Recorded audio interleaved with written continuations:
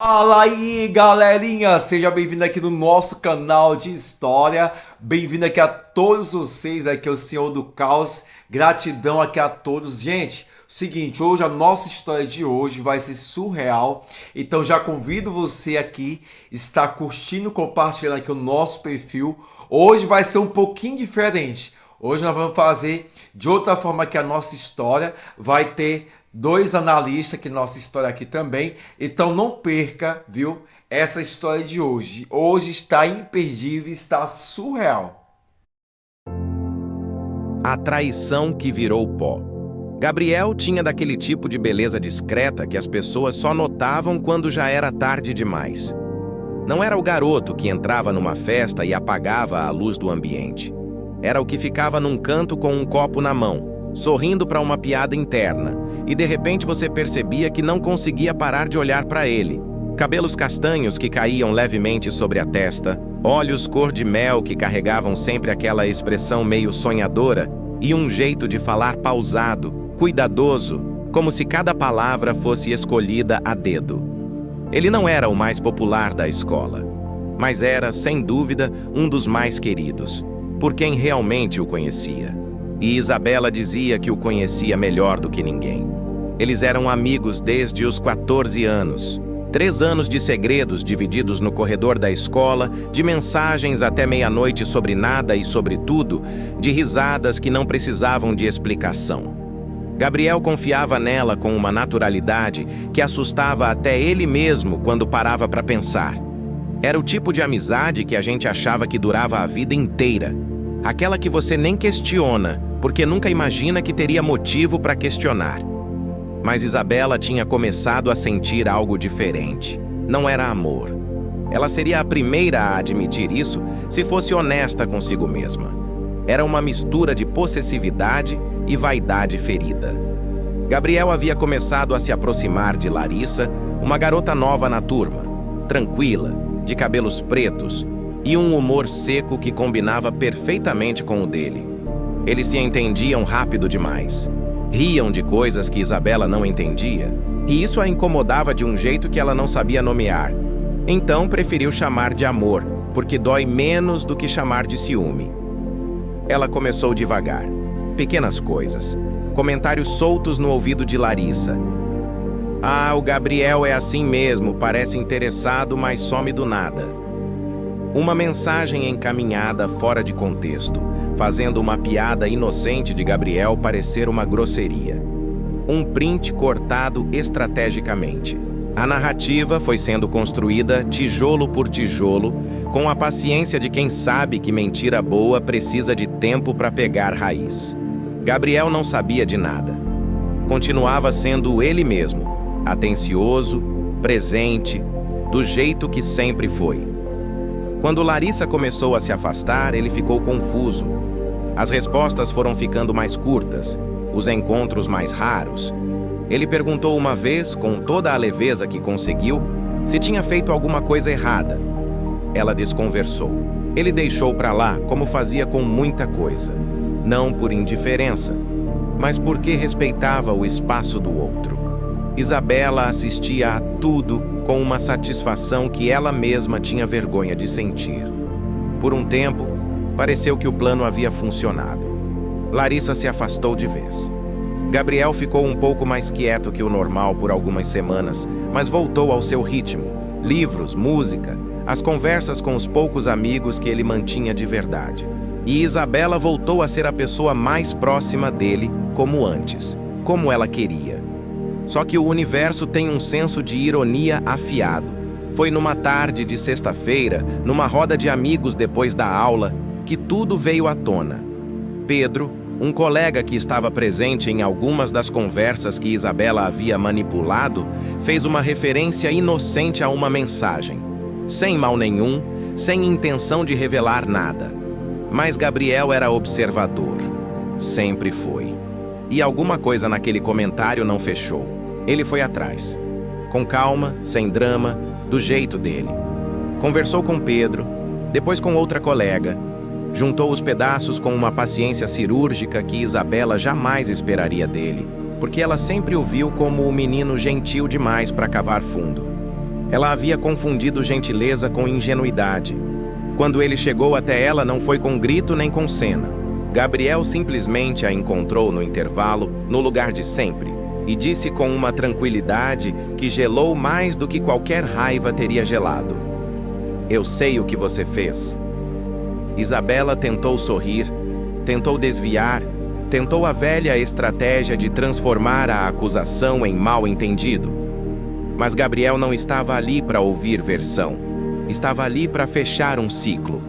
"Eu não preciso que você confirme. Eu só vim te dizer que entendi e que tá tudo bem." Ela não soube o que fazer com aquilo. Esperava briga. Esperava choro, talvez. O que recebeu foi algo muito pior. Indiferença nascida de decepção profunda. O tipo que não grita porque não tem mais energia para desperdiçar. Nos dias seguintes, Gabriel simplesmente deixou de incluí-la. Não foi cruel, não foi vingativo. Só parou. Parou de chamar, de responder além do necessário, de reservar espaço para ela na vida dele. E quem conhece a dor de ser ignorado por alguém que antes te escolhia todos os dias, sabe que não existe punição mais silenciosa e mais eficiente do que essa. Isabela tentou reatar. Mandou mensagens longas, inventou desculpas para aparecer, tentou se encaixar nas rodas de amigos que ele frequentava. Gabriel era cordial, nunca deixou de ser, porque não era do feitio dele ser grosso. Mas havia uma distância nova nele, educada e intransponível como um muro de vidro. Ela conseguia ver, mas não conseguia atravessar. E Larissa, por acaso, acabou descobrindo a verdade também. Por outro caminho, meses depois. Procurou Gabriel para pedir desculpa pelo afastamento. Ele disse que não havia nada a perdoar da parte dela. Recomeçaram a conversa de onde havia parado, mais devagar desta vez, mas com mais solidez. Isabela os viu saindo juntos numa tarde de sol, rindo daquele jeito que ela conhecia tão bem. O riso genuíno de Gabriel, o que ele não distribuía para qualquer um. E sentiu na pele o que ela mesma havia plantado: a exclusão. O lado de fora, o vidro frio na palma da mão. Ela havia apostado numa mentira achando que ganharia um garoto. Perdeu o melhor amigo que tinha. Gabriel nunca olhou para trás. Não porque fosse frio, mas porque havia aprendido, da forma mais clara possível, que nem toda presença constante é lealdade, e que às vezes a coisa mais sábia que a gente pode fazer por si mesmo é simplesmente seguir. E ele seguiu. Bonito como sempre, tranquilo como sempre, com os olhos mel apontados para frente.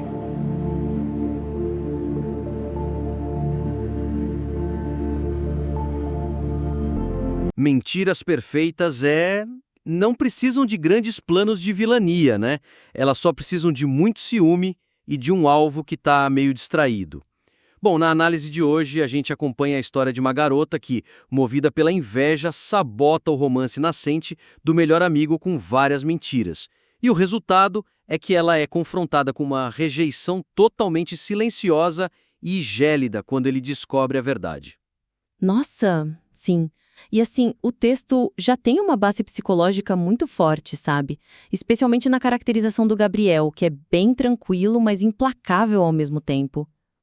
Só que, para esse impacto emocional bater de verdade no leitor, a gente tem um espaço gigantesco para mexer no ritmo da narrativa. Tipo, a forma como a traição é apresentada na página precisa ser repensada. Com certeza! E isso já leva a gente direto para o nosso primeiro ponto, que é a regra do mostre, não conte, focada bem na sabotagem. Para ancorar quem está lendo na mente manipuladora da Isabela, a gente precisa olhar para como o crime é executado. Exato. Porque a transição entre os sentimentos da Isabela e a execução prática do plano dela carece de cenas ancoradas no momento presente, sabe? Para maximizar a tensão narrativa mesmo. Hoje, a fraqueza da história é que o texto apenas resume as ações dela. Vira um bloco só, né? Isso, o autor agrupa tudo num bloco expositivo super rápido. Ele fala dos comentários soltos, do print cortado estrategicamente, e essa condensação toda afasta o leitor da visceralidade da traição. Totalmente. O clímax perde muito peso porque a gente não vivencia o crime acontecendo de fato. A gente só é avisado de que ele ocorreu. Cara, ler sobre a sabotagem nesse formato atual é literalmente como ler um boletim de ocorrência frio na delegacia. Nossa, perfeita essa analogia. Sabe, você tem ali a lista dos fatos, a porta foi arrombada usando tal método, o furto deu certo e pronto. Só que o leitor de uma trama psicológica não quer ler o relatório da polícia no dia seguinte. Definitivamente não. Ele quer estar dentro da sala do cofre, cara. Ele quer assistir ao assalto acontecendo passo a passo, suando frio ali junto com quem vai cortar o fio vermelho, né? Sim, e a sugestão para consertar isso é transformar esse resumo de atitudes passivo-agressivas em pelo menos uma cena ativa e muito focada. A gente precisa fazer o leitor testemunhar a manipulação no tempo real, sentindo o desconforto na pele. Uhum. Dá um exemplo prático de como seria isso na página. Bom, imagina o corredor da escola. Em vez do texto apenas avisar que a Isabela usou um print cortado, o autor pode criar uma cena onde ela intercepta a Larissa casualmente. Tipo, de propósito, claro, mas fingindo que foi sem querer. Ah, e aí a tela do celular vira a arma do crime. Exatamente. A Isabela vira a tela do celular para Larissa e aí a câmera da narrativa destrincha a linguagem corporal da Larissa murchando na hora, lendo aquela mensagem fora de contexto. E, ao mesmo tempo, a gente entra no conflito interno da Isabela. Aquela culpa misturada com satisfação, né? Isso, uma pontada de culpa que ela engole super rápido, porque a satisfação perversa de ver o plano funcionando é maior. E isso ilustra o ato de um jeito muito mais pesado do que só listar o que ela fez. Porque lendo o boletim de ocorrência, a gente só julga a atitude da personagem de longe. Ah, que coisa feia que ela fez. Mas quando a gente está na cena, segurando o celular junto com ela, operando a mentira, a gente vira cúmplice involuntário. Sim, você se suja junto com a personagem. O próprio texto fala que mentira boa precisa de tempo para pegar a raiz. Então, focar nela rasgando a terra e plantando a semente torna o crime muito mais íntimo, sabe? Mais perturbador. Com certeza. E isso puxa o nosso segundo ponto da análise. Porque, uma vez que a gente estabelece que precisamos ver o crime da Isabela acontecendo no presente, surge a necessidade direta de presenciar o motivo que dispara tudo isso. No gatilho dela. Exato. A ameaça que a Larissa representa para a protagonista funcionaria com muito mais força se a química entre ela e o Gabriel fosse demonstrada por meio de interações, não apenas relatada. Hoje a gente é só avisado, né? O narrador fala, eles têm um humor seco, eles se entendem rápido demais. Mas eles não interagem nas páginas iniciais de um jeito que a gente possa atestar isso.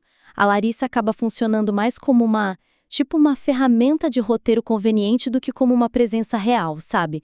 Alguém que realmente invade o território da Isabela. Mas peraí, deixa eu te fazer uma provocação aqui. Manda. Dar mais tempo de tela para Larissa e para o Gabriel interagindo, detalhando essa aproximação, a gente não corre o risco de tirar o foco da amizade principal, porque a história é sobre a Isabela e o Gabriel, né? É um risco se a cena for focada no romance em si, mas não é essa a ideia.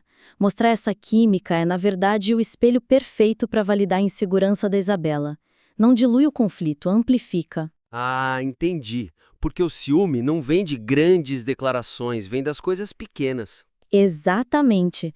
Nasce das microexclusões.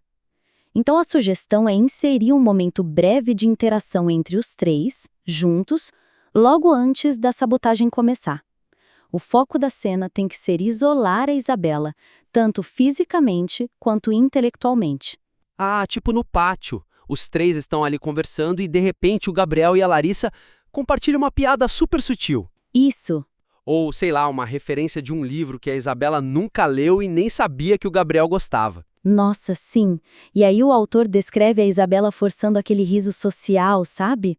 Arrumando a alça da mochila, percebendo naquela troca de olhares fluida dos dois que ela perdeu o protagonismo da própria vida.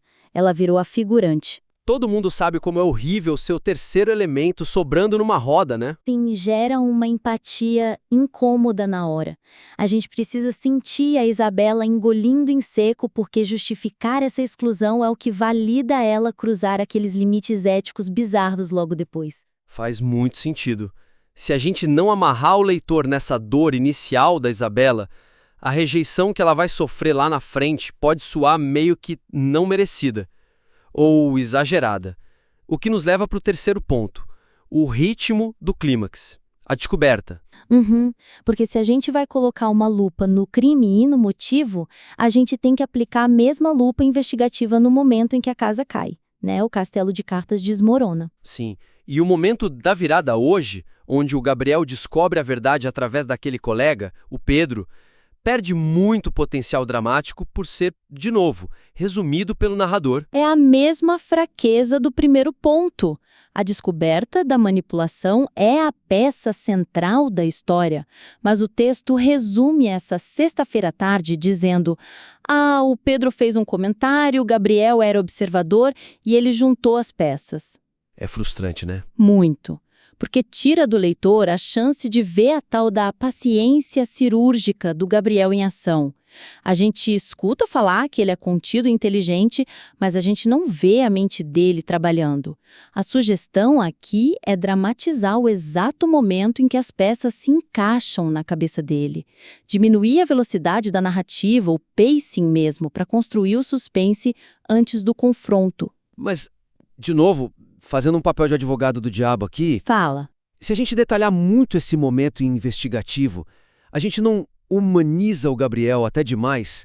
Tipo, não quebra aquela aura serena, quase inalcançável, que torna ele tão fascinante no texto? Eu acho que faz exatamente o oposto. Como assim?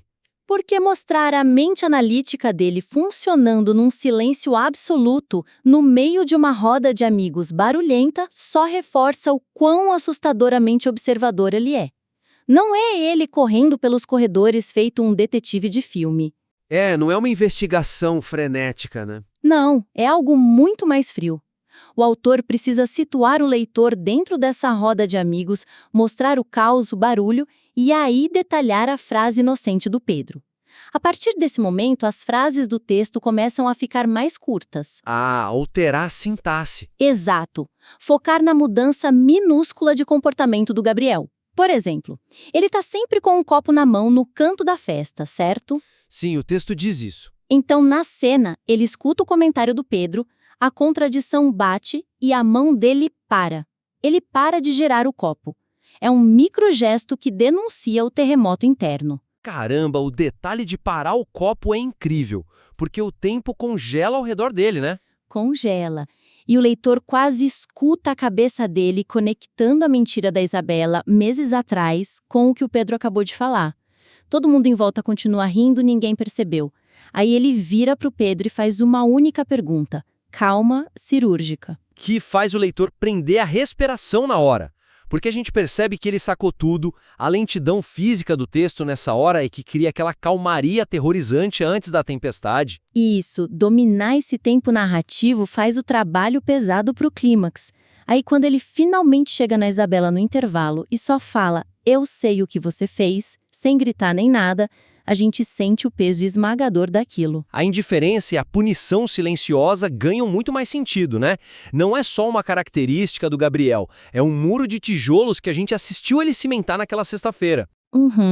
Primeiro, fechar a lente na manipulação da Isabela acontecendo no presente, mostrando o print cortado e a culpa momentânea. Sim. O segundo, demonstrar a química intrusa da Larissa e do Gabriel numa roda de conversa, isolando a Isabela, para validar o ciúme que desencadeia tudo. E o terceiro, puxar o freio de mão do ritmo narrativo, desacelerar para mostrar a mente do Gabriel descobrindo a verdade, paralisando o tempo no meio do caos, antes de aplicar a rejeição final. E aplicar essas sugestões é fantástico, porque mantém o tom melancólico e reflexivo que a autora já criou muito bem, mas traz o leitor para dentro da dor da personagem, né? Amplifica demais o impacto daquele muro de vidro do final. Fazer essa engenharia reversa nas engrenagens da história é o que transforma uma leitura boa numa experiência que machuca de verdade. No bom sentido, claro. No bom sentido, exato. O poder narrativo não está na lista das consequências. Está naquele segundo paralisado onde a hesitação aparece, ou naquele copo que para de girar. A tensão está no fio vermelho sendo cortado. Bom, eu queria agradecer imensamente a submissão desse texto. Tem uma maturidade incrível aí. Muito obrigada pelo envio, o texto tem um potencial gigante. E a gente convida você que ouviu essa nossa crítica a abrir o seu rascunho de novo, aplicar essas lentes de foco ativo nas suas cenas e enviar o material revisado para a gente por uma futura análise. Vai ser um prazer acompanhar essa evolução. Com certeza, mandem pra gente. Até a próxima análise, pessoal. Tchau, tchau.